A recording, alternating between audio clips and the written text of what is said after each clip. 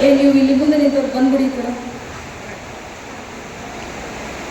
ಅವ ಅಲ್ಲೇನು ಮಾಡ್ತಾ ಇದ್ದೀರಾ? ಬಿಡಿ ಅದನ್ನ ಅಲ್ಲಿಗೆ. ಎಲ್ಲರೂ ಚೆನ್ನಾಗಿದ್ದೀರಾ? ಹೇಗಿದ್ದೀರಾ? ನೋಡಿ, ನಾನು ನಿನ್ನೆ ಮೈಸೂರಲ್ಲಿ ಕಾರ್ಯಕ್ರಮ ಇತ್ತು. ಮೊನ್ನೆ ಮೈಸೂರು ಕಾರ್ಯಕ್ರಮ, ನಿನ್ನೆ ಪಿರಿಯಾಪಟ್ಟಣ ಕಾರ್ಯಕ್ರಮ. ಇವತ್ತು ನಾನು ಮುಂಬೈಗೆ ಹೋಗಬೇಕಾಗಿತ್ತು. ಏನೋ ನಮ್ಮ ಇಲಾಖೆ ಒಂದು ಕೆಲಸದ ಸಲುವಾಗಿ ಮುಂಬೈಗೆ ಹೋಗಬೇಕಾಗಿತ್ತು. ಆದರೆ ಲಗೇರಿ ನಾರಾಯಣ ಸ್ವಾಮಿಯವರು ಇವತ್ತಲ್ಲ, ಒಂದು 10 ವರ್ಷದಿಂದ ನನಗೆ ಪರಿಚಯ.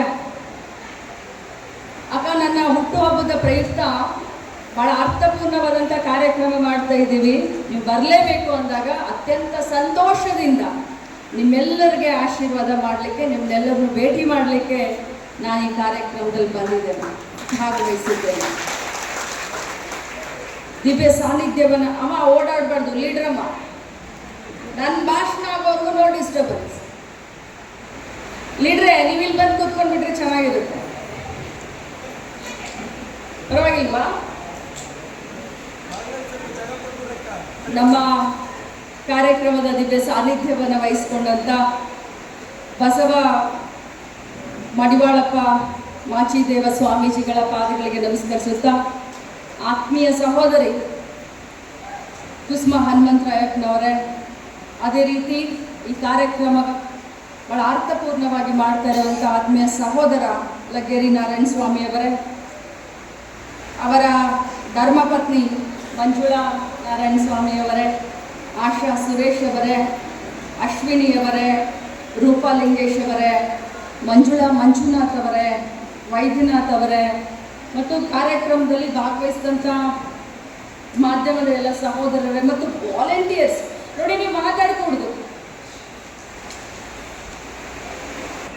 ಇವತ್ತು ಈ ಕಾರ್ಯಕ್ರಮ ಎಲ್ಲ ಮಹಿಳೆಯರಿಗೆ, ಅದು ಲಕ್ಷ್ಮೀ ಹೆಬ್ಬಾಳ್ಕರ್ ಇರ್ಬೋದು, ಕುಸುಮ ಹನುಮಂತರಾಯಪ್ಪ ಇರ್ಬೋದು, ಅಥವಾ ಇಲ್ಲಿ ಕುಳಿತಂಥ ಎಲ್ಲ ಹೆಣ್ಣು ಮಕ್ಕಳಿಗೆ ಅತ್ಯಂತ ಖುಷಿ ಕೊಡುವಂಥ ಒಂದು ಸಂದರ್ಭ. ಕುಸುಮ ಅವರು ಬಹಳಷ್ಟು ಇಮೋಷನಲ್ ಆಗಿ ಒಬ್ಬ ಹೆಣ್ಣಿನ ಬಯಕೆಯನ್ನು ಹೇಳ್ತಾ ಇದ್ರು. ನನಗೆ ಒಂಥರ ಕರಳು ಚುರುವಂತ ಇತ್ತು. ನಾನು ಮೊದಲನೇ ಬಾರಿ ಅವ್ರ ಭಾಷಣ ಕೇಳಿದೆ. ಅವಳ ಸಂತೋಷವನ್ನು ನೋಡಿ ಎಷ್ಟೊಂದು ಸಂತೋಷವಾಗಿದ್ರು ಅಂತ ನೋಡಿದ್ರೆ ನಿಜವಾಗ್ಲೂ ಒಂದು ಹೆಣ್ಣಿನ ಸುಖ ಮತ್ತು ದುಃಖ ಅರ್ಥ ಮಾಡ್ಕೊಳ್ಳೋದದು ಸಾಧ್ಯ ಅಂತ ಹೇಳಿ ಇವತ್ತು ಮತ್ತೆ ನಾನು ಪ್ರತ್ಯಕ್ಷವಾಗಿ ನೋಡಿದೆ ಅಂತ ಹೇಳಲಿಕ್ಕೆ ಬಯಸ್ತೇನೆ. ಇಷ್ಟೆಲ್ಲ ಇವತ್ತು ನನ್ನ ಗರ್ಭಿಣಿಯ ನನ್ನ ಮಕ್ಕಳಿದ್ದಾಗೆ ನಿಮಗೆಲ್ಲ ಒಂದು 25 ವರ್ಷ 22 ವರ್ಷ ಒಂದು 30 ವರ್ಷದ ಒಳಗಿನವರು ಇದ್ದಾರೆ. ಸೊ ನೀವೆಲ್ಲ ನನ್ನ ಮಕ್ಕಳಿದ್ದ ಹಾಗೆ ನಾನು ಆ ಭಗವಂತನಲ್ಲಿ ಪ್ರಾರ್ಥನೆ ಮಾಡ್ತೇನೆ, ತಮ್ಮೆಲ್ಲರಿಗೂ ಕೂಡ ಈ ಸಮಾಜದಲ್ಲಿ, ಈ ರಾಜ್ಯದಲ್ಲಿ, ಈ ದೇಶವನ್ನು ಉನ್ನತಿಗೆ ತೆಗೆದುಕೊಂಡು ಹೋಗುವಂಥ ಆರೋಗ್ಯವಂತ, ಅದು ಹೆಣ್ಣೆ ಆಗಿರಲಿ ಅದು ಗಂಡೆ ಆಗಿರಲಿ, ಸಮಾಜದಲ್ಲಿ ಒಳ್ಳೆ ಹೆಸರು ಮಾಡುವಂಥ ಒಂದು ಮಗುವನ್ನು ತಾವು ಎತ್ಕೊಡಿ ಅಂತ ಹೇಳಿ ನಾನು ತಮ್ಮಲ್ಲಿ ಕೇಳ್ಕೊಳ್ತೀನಿ. ಮೊದಲು ತಮ್ಮ ಆರೋಗ್ಯ. ನಾನು ಮಹಿಳಾ ಮತ್ತು ಮಕ್ಕಳ ಕಲ್ಯಾಣ ಇಲಾಖೆಯ ಮಂತ್ರಿಯಾಗಿ ತಮ್ಮೆಲ್ಲರಿಗೂ ಹೇಳಲಿಕ್ಕೆ ಬಯಸ್ತೇನೆ, ನಾವು ನಮ್ಮ ಇಲಾಖೆಯಲ್ಲಿ ತಮಗೆ ಯಾವಾಗ ಒಬ್ಬ ಮಹಿಳೆ ಪ್ರೆಗ್ನೆಂಟ್ ಆಗ್ತಾಳೋ ಅಲ್ಲಿಂದ ಹಿಡ್ಕೊಂಡು ಆ ಮಗುವಿನ 6 ವರ್ಷದವರೆಗೆ ಸರ್ಕಾರ ಅಂದರೆ ನಮ್ಮ ಇಲಾಖೆ ಜವಾಬ್ದಾರಿಯನ್ನು ನಾವು ತೆಗೆದುಕೊಳ್ತೀವಿ.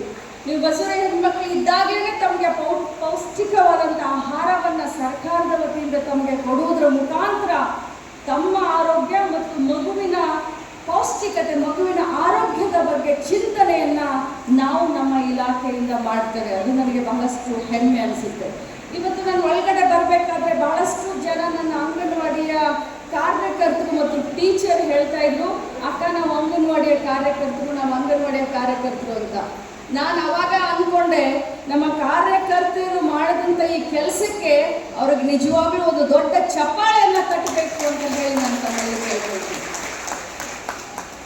ಒಬ್ಬ ಮಹಿಳೆ ಏನನ್ನ ಬಯಸ್ತಾಳೆ ಸಮಾಜದಿಂದ, ಜೀವನದಲ್ಲಿ, ತನ್ನ ತಂದೆ ತಾಯಿಯಿಂದ, ಅಥವಾ ತನ್ನ ಗಂಡನ ಮನೆಯಲ್ಲಿ ಗಂಡನಿಂದ, ಬನ್ನಿ ಗುರುಗಳೇ, ಅತ್ತೆ ಮಾವನಿಂದ ಏನು ಬಯಸ್ತಾಳೆ? ತಾವೆಲ್ಲ ಏನು ಬಯಸ್ತೀರಮ್ಮ ಹೇಳಿ ನೋಡೋಣ. ಜೀವನದಲ್ಲಿ ನಮ್ಮ ಮಾತಿಗೂ ಕೂಡ ಬೆಲೆ ಇರಲಿ, ನಮ್ಮ ಆಸೆಗೆ, ನಮ್ಮ ಕನಸಿಗೂ ಕೂಡ ಬೆಲೆ ಇರಲಿ. ನಾವೇನು ಮಾಡಬೇಕಂತೀವಿ, ನಾವೇನು ನೋಡ್ಬೇಕಂತೀವಿ ಅದಕ್ಕೂ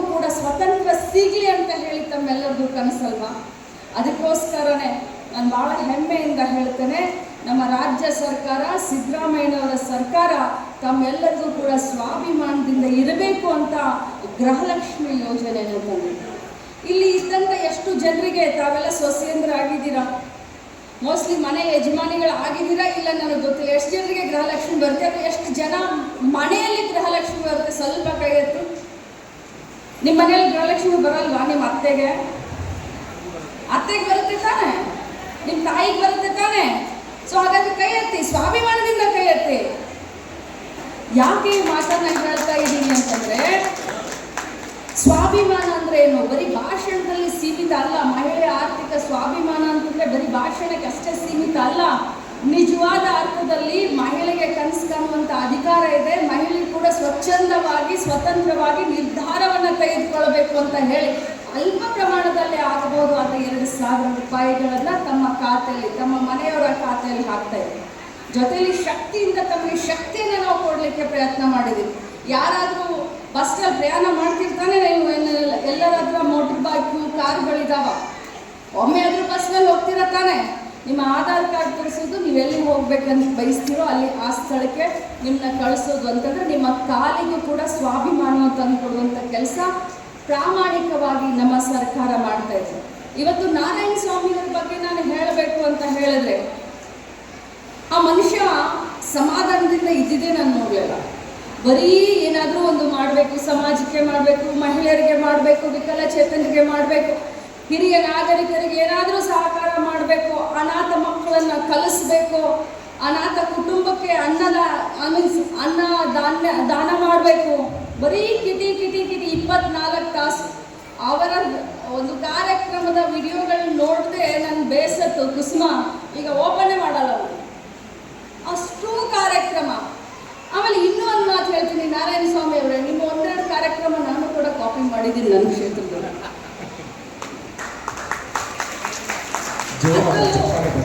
ಅದರಲ್ಲೂ ಈ ಕಾರ್ಯಕ್ರಮ ಏನಿದೆಯಲ್ಲ, ಇದು ನನ್ನ ಹೃದಯಕ್ಕೆ ಅತ್ಯಂತ ಹತ್ತಿರವಾದದ್ದು. ನಾನು ಮಂತ್ರಿ ಆದಮೇಲೆ ಈ ಕಾರ್ಯಕ್ರಮ ಮಾಡಲ್ಲ. ಪ್ರತಿ ವರ್ಷ ನನ್ನ ಕ್ಷೇತ್ರದಲ್ಲಿ ಸುಮಾರು 2,000ದಿಂದ 4,000 ಮಹಿಳೆಯರು ಪ್ರತಿ ವರ್ಷ ಕಳೆದ 7 ವರ್ಷದಿಂದ ನನ್ನ ಕ್ಷೇತ್ರದಲ್ಲಿ ಎಲ್ಲರನ್ನೂ ಒಂದು ದೊಡ್ಡ ಕಾರ್ಯಕ್ರಮ, ಸೀಮಂತ ಕಾರ್ಯಕ್ರಮ ಮಾಡಿ ಬೆಳಗ್ಗೆಯಿಂದ ಸಾಯಂಕಾಲವರೆಗೆ ಅವರಿಗೆ ಅವರ ಬೆಳಗಿನ ನಾಷ್ಟ ಆಗಲಿ, ಮಧ್ಯಾಹ್ನದ ಅವರ ಊಟ ಆಗಲಿ, ಅವರಿಗೆ ವಿಭಿನ್ನ ರೀತಿಯಾದಂಥ ಪ್ರತಿ ವರ್ಷ ಇಂಥ ಒಂದು ಕಾರ್ಯಕ್ರಮವನ್ನು ನನ್ನ ಕ್ಷೇತ್ರದಲ್ಲಿ ನಾನು ಮಾಡ್ಕೊಂಡು ಬಂದಿದ್ದೇನೆ. ಅದು ರಾಜಕೀಯಕ್ಕೆ ಅಲ್ಲ, ಅಥವಾ ರಾಜಕೀಯ ಸ್ವಾರ್ಥಕ್ಕೋಸ್ಕರ ಅಲ್ಲ. ಅದು ಒಬ್ಬ ಹೆಣ್ಣು ಇನ್ನೊಬ್ಬ ಹೆಣ್ಣಿಗೆ ಕೊಡುವಂಥ ಒಂದು ಗೌರವ. ಅಮ್ಮ ನಿನ್ನ ಬಾಳಿ ಬದುಕು, ಇದು ರಾಜಕೀಯಕ್ಕೋಸ್ಕರ ಮಾಡಿರೋದಲ್ಲ ನಾರಾಯಣ ಸ್ವಾಮಿಯವರು. ಇದು ಭಾಳ ಅರ್ಥಪೂರ್ಣವಾಗಿ ನೀವೆಲ್ಲ ತಿಳ್ಕೊಳ್ಬೇಕು.